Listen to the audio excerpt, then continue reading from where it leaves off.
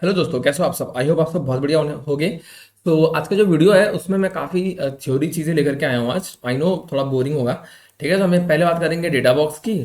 And उसके हम कुछ यूज़ केस देखेंगे कहाँ पे डेटा बॉक्स की ज़रूरत पड़ती है। ठीक है, क्यों डेटा बॉक्स है, क्या है डेटा बॉक्स। ठीक है, एंड देन अपन देखेंगे स्टोरेज रेप्लिकेशन कि क्यों चाहिए और क्या होता है ये एजियो स्टोरेज रेप्लिकेशन यानी ASR। ठीक है, एंड देन इसके बाद अपन देखेंगे डेटा रेप्लिकेशंस के ऑप्शंस क्या क्या होते हैं। ये आपको मैंने आपको दिखाया था ये। ठीक है, मैं दिखाऊंगा यहाँ पे हम डेली हम मतलब लाइक हर लैब में इसको यूज़ करते हैं। इसको कहाँ पे यूज़ करते हैं इसको। ठीक है, मैं इसकी बात भी करेंगे। एंड देन उसके बाद हम देखेंगे इम्पोर्ट एंड एक्सपोर्ट सर्विसेज ये क्या होती हैं। ठीक है, देन वाई क्यों होती हैं, and then what is import export services क्यों होती हैं और क्या होती हैं, इनके यूज केसेस क्या है। ठीक है, हम इसकी बात कर लेंगे। ठीक है, सो ठीक है, एंड इसके बाद आपको एक चीज़ और दिखानी बची जाएगी, that is import export job flow. Job flow क्या होता है, कैसे कैसे आता है सर्कल इसका पूरा ये। ठीक है, मैम इसकी पूरी बात करेंगे। ठीक है, यहाँ से लेके यहाँ तक। सो चलिए टाइम वेस्ट नहीं करते हैं एंड शुरू करते हैं। आई नो थोड़ा बोर मत होना आप लोग, मैं कोशिश करूंगा कि इसको थोड़ा सा अच्छे से समझाऊं। सो लेट्स गो।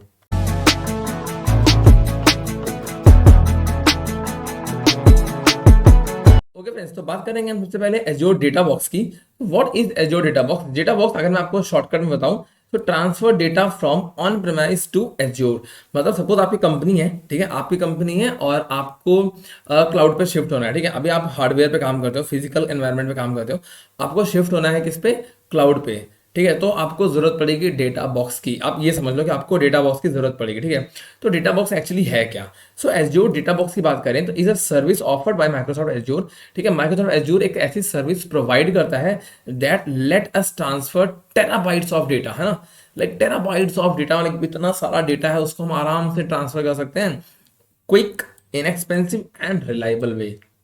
बहुत जल्दी, सस्ते में और रिलायबल तरीके से, है ना, जिसमें भरोसा किया जा सके। तो उस तरीके से हम लोग अपना मतलब एक आपका डेटा, मैं सपोज मैं एज्योर हूँ, लाइक मेरी कंपनी है एज्योर, तो मैं कहूँगा आपका डेटा हम बहुत ही सेफली हम क्लाउड पे ट्रांसफर कर देंगे। तो उसके लिए हमारी सर्विस है एज्योर डेटा बॉक्स। ठीक है, आप समझ गए। तो डेटा बॉक्स क्या है, it's just a kind of physical hard drive type of thing. ठीक है, like data transfer takes place by shipping us in a proprietary data box storage device. ठीक है, तो एक डेटा बॉक्स स्टोरेज डिवाइस होती है just like a pen drive something, like एक hard disk समझ लो आप। ठीक है, एक्सटर्नल हार्ड डिस्क एक वैसी डेटा बॉक्स स्टोरेज डिवाइस होती है, उसको आप शिप करते हो। एंड सिंपल भाषा में आप समझो, देखो इसकी ना बात मैंने यहाँ पे भी करी हुई है, एक बार मैं आपको दिखाता हूँ यहाँ पे। ओके, सो इसकी, ठीक है, so this is what import export job flow. तो ये कैसे काम करता है, देखो सबसे पहले होता क्या है, क्रिएट। सबसे पहले क्या करेंगे, सपोज आपको अपना जॉब करना है। ठीक है, तो आप क्रिएट करोगे एक हार्ड ड्राइव। ठीक है, या हमारी तरफ से हो जाएगा, लाइक ऑफिस की तरफ से हो जाएगा, लाइक माइक्रोसॉफ्ट एज्योर की तरफ से हो जाएगा। ठीक है, और उस पर बिट लॉकर लगा देते हैं ताकि लॉक अगर कि कहीं इन केस कहीं स्टोल होता है, चोरी होता है, तो उस पर लॉक लगाया तो उससे कोई फर्क नहीं पड़ेगा। ठीक है, and create an import export job using azure portal. उसके बाद हमें एक जॉब क्रिएट करनी है इम्पोर्ट एक्सपोर्ट की, जो कि एज्योर पोर्टल पे होती है। देन वो जाता है शिपिंग में। ओके, मैं आपको ये दिखाता हूँ, ये ज़्यादा बेटर है। ठीक है, ये आपने एक हार्ड ड्राइव तैयार करी, फिर ये जाता है शिपिंग में। Shipping the hard drives to Microsoft data centers, ये डेटा सेंटर्स में जाता है। ठीक है, the carriers delivers the hard drive to data centers. एक कैरियर रहेगा जो कि कैरी करके जाएगा और आपको डेटा ट्रांसफर में जाके ये चीज़ सबमिट कर देगा कि भैया ये रहा। ठीक है, डेटा ये रहा जो सबमिट करना है, मतलब जो क्लाउड पे डालना है। फिर डेटा सेंटर पे क्या होता है, ट्रांसफर होता है डेटा। ठीक है, hard drives are processed at data centers. ठीक है, वहां पे जाकर के क्या होता है ना, हार्ड ड्राइव जो होती है, जो मैं लेकर के आया था, मतलब जो कैरियर बंदा लेकर के आया था, उसको प्रोसेस करते हैं and copied from hard drive to storage account. उसे एक स्टोरेज अकाउंट में डाला जाता है। ठीक, उसके बाद क्या होता है उस हार्ड ड्राइव का, वो हार्ड ड्राइव वापस से पैक की जाती है एंड उसको हम वापस से hard drive are shift back to the customers. And उसको हम वापस कस्टमर को दे देते हैं कि आपकी हार्ड ड्राइव ये रही, आपको हमने वापस कर दी है ना, आपका डेटा जो है वो क्लाउड स्टोरेज पे आ चुका है, स्टोरेज अकाउंट के अंदर। ठीक है, सो एज्योर का वर्क फ्लो ऐसा है, जॉब वर्क फ्लो ऐसा है। ठीक है, सो इसी की हम बात कर रहे थे यहाँ पे, यहाँ पे। ठीक है, नेक्स्ट देख लेते हैं, the device is transported to our data center through a regional carrier. ठीक है, and has rugged casing to protect and secure data during the transit. मैंने आपको बता दिया है, एक ये रग्ड केसिंग होती है, प्रोटेक्ट बहुत ही प्रोटेक्टेड होती है, प्रोटेक्टेड। ठीक है, एंड सिक्योर होती है डेटा ट्रांसिट के टाइम। ट्रांसिट मतलब यहाँ से वहाँ ले जाते time, on the like journey कह लो या ड्यूरिंग द वे कह लो या ऑन दी वे, लाइक ऐसा समथिंग, ठीक है। इसका यूज केस क्या है? On time migration, large amount of on prem data is move to Azure at once. एक बार में बहुत सारा डेटा को हम मूव कर सकते हैं एज्योर में, ठीक है। तो दो तीन तरीके से होता है, एक तो आपने एक बार में कर दिया, ठीक।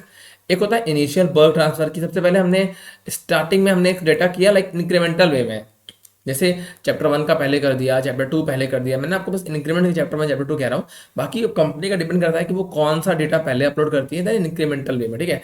एंड सेम उसको हम पीरियोडिकली वे में कह सकते हैं, ठीक है। तो सेम यहाँ पे आता है periodic upload, data that is generated periodically is move to Azure, ठीक है। एक पीरियोडिकली वे में इसको अपलोड करता है। वहां तक आप समझ में आ गया हो, ठीक है।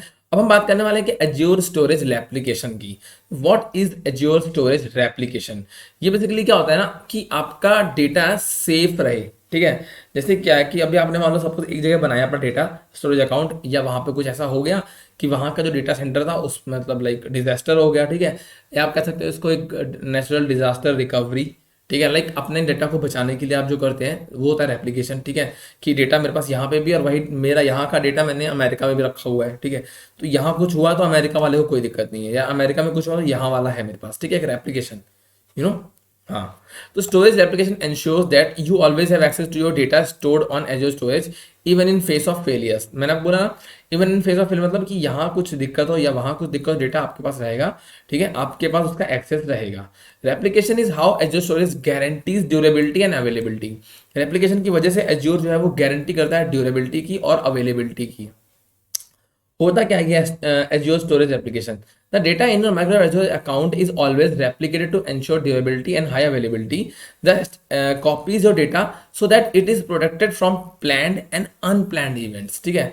Like अगर किसी ने आपका डेटा मैंने कहीं मान लो मैंने यहाँ रखा हुआ है लखनऊ में एंड रखा हुआ है दिल्ली में, अगर दिल्ली में कुछ होता है या लखनऊ में कुछ होता है, लाइक अनप्लैंड इवेंट कुछ ऐसा हो गया, बहुत बाढ़ आ गई, बारिश हो गई या तूफान आ गया, लाइक कुछ भी होगा, डेटा सेंटर को प्रॉब्लम हुई, तो इससे क्या होगा, दिल्ली का डेटा सेंटर है मैं वहां से एक्सेस कर लूंगा, ठीक है। या मैंने उसको लंदन डाल दिया या मैंने चाइना में यूज कर लिया, लाइक कहीं पे आप यूज कर सकते हो, बहुत दूर दूर, ठीक है। लाइक बहुत सारे ऑप्शन है आपके पास। तो बेसिकली वो यही कहना चाह रहा है।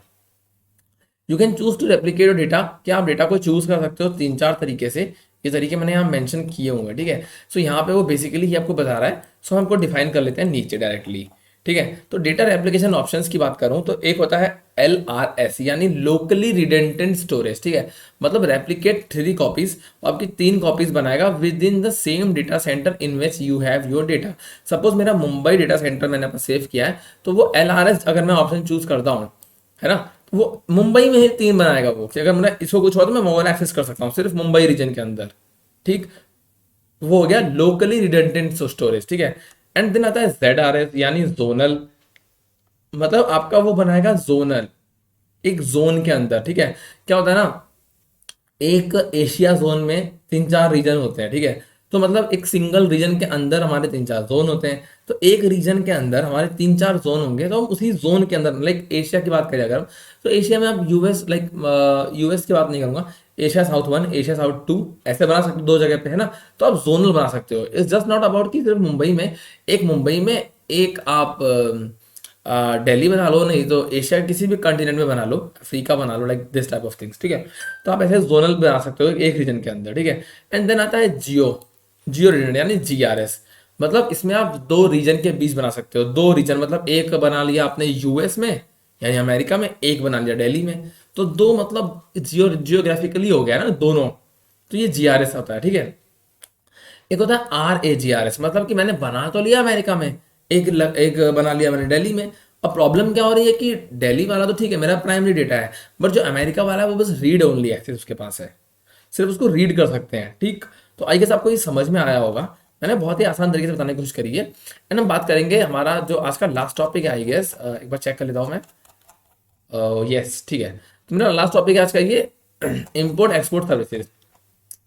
तो बेसिकली ये क्या होता है इम्पोर्ट एक्सपोर्ट सर्विसेज? ये इम्पोर्ट एक्सपोर्ट सर्विसेज वही है जो मैंने आपको बताया, ठीक है। ये जिसका मैंने आपको केस बताया, ठीक है, कि कैसे कैसे जाता है, कैसे कैसे आता है, वो कैरियर किसको जाता है, डेटा सेंटर में देता है, फिर डेटा सेंटर में वो प्रोसेस होता है एंड स्टोरेज अकाउंट में उसको हम डाल देते हैं, ठीक है। सो हम बात करते हैं कि क्यों ट्रांसफरिंग डेटा जो होता था पहले, मतलब हमारा फिजिकल से क्लाउड पे डालना यानी इंटरनेट पे डालने में बहुत दिन लगते थे, कभी कभी महीनों लग जाते थे।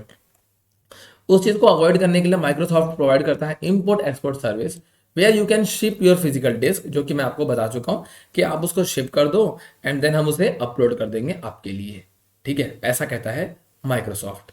अब बात करते हैं कि क्या होता है ये import export service. Is use to securely import large amount of data, ये मैं आपको सब समझा चुका हूँ। ठीक है, वही सेम चीज़ें मैं लिखी हुई हैं, बस बेसिकली ये कहना चाह रहा है ये कि आपकी फाइल्स को हम लेते हैं एंड बहुत ही सिक्योरली हम इसको नेट पे सॉरी क्लाउड पे स्टोरेज अकाउंट के अंदर इसे हम पुट ऑन कर देते हैं, जिससे आप उसको यूज कर सकते हो। ठीक, तो इसके हम कुछ यूज केस की बात कर लेते हैं।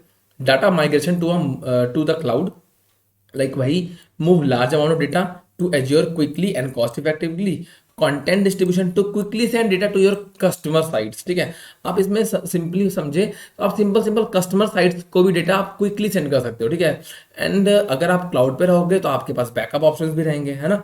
आपको बताया मैंने कौन कौन से ऑप्शन है, LRS है, ZRS है, GRS है। ठीक है, आप बैकअप ऑप्शंस भी यूज कर सकते हो अगर आप क्लाउड पे रहोगे। तो अगर आप ऑन प्रेम हो तो आप कहाँ कहाँ अपने हार्ड डिस्क रखते फिरोगे, ऑब्वियसली नहीं रखोगे ना। एंड जब आप बैकअप रख लोगे तो आपके पास डाटा रिकवरी हो जाएगी। तो recovery large amount data stored in storage and have deliver to your on prem location. Like बहुत सिंपल है, अगर आपका बैकअप भी है तो आपको डेटा रिकवरी भी एक अच्छा ऑप्शन आपके पास बन जाता है। सो हम नेक्स्ट वीडियो में थोड़ा सा लैब भी करेंगे एंड यहाँ देखेंगे अपन फाइल सिंक्रोनाइजेशन क्या होता है। सो आई गेस आपको ये वीडियो समझ में आया होगा एंड मैंने काफ़ी कोशिश करी है कि काफ़ी चीज़ें कवर कर दूं, जस्ट बिकॉज ये मॉड्यूल के बीच में थी तो मैं इनको स्किप नहीं करना चाहता था। तो मैंने एक ये बना दिया है थ्योरी लेक्चर। सो ठीक है, आप लोग बोर मत होना एंड आई गेस आपने एंजॉय किया होगा। सो ठीक है, अगर आपको अच्छा लगा है एंड आप चैनल पे नए हो तो आप प्लीज़ चैनल को सब्सक्राइब कर लो, पुराने हो तो चैनल को लाइक कर लो एंड ठीक है, मिलते हैं नेक्स्ट वीडियो में। तब तक के लिए बाय बाय, अपना ध्यान रखना, अपनी फैमिली का भी ध्यान रखना। सी यू नेक्स्ट टाइम।